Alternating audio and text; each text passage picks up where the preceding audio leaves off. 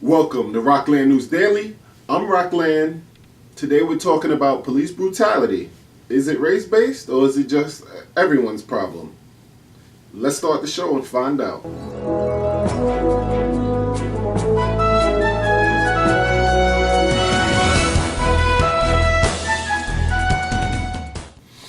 This is absolutely a race issue, and until America has a serious talk about the resolution of this, it will continue to happen. On a recent news report, a black guy was shot after being pulled over at a gas station. The police guy who pulled him over first told him to get out the car, then he told him to go back and get his license. Once the young man went into the car to get the license, the cop shot him.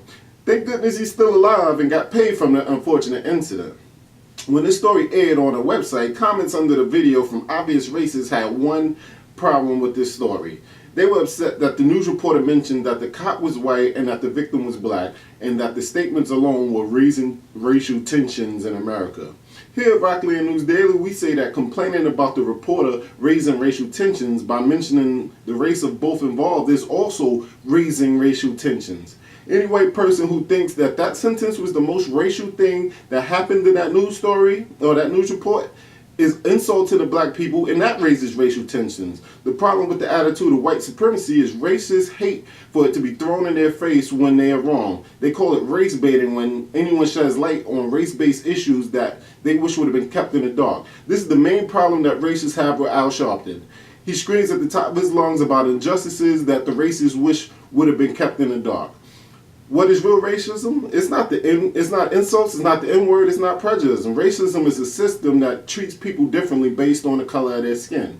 If two people are murderers, but one gets indicted and convicted of murder in a matter of days, but the other, it takes over 100 days to even indict him, and he actually has the prosecutor defending him, that's racism. You can't ignore when the black is thrown in the black person's face, and to make matters worse, the black guy ends up dead when these issues are ignored.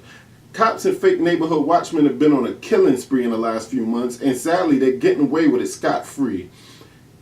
If there were cameras in all of these recent killings, I hope the results would have been different.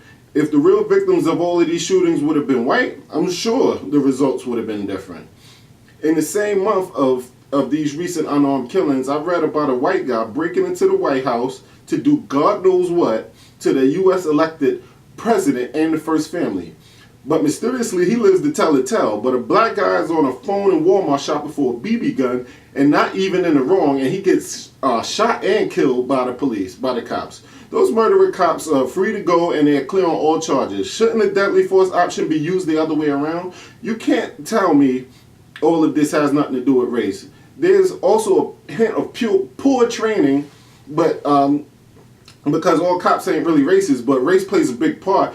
And that fourth wall or that code of blue protecting each other, you know, the thing that gangs call snitches get stitches, they do that and they are all guilty. If you want to be known as an honest, good guy cop, you're going to have to rat the bad ones out. You're supposed to stand for justice.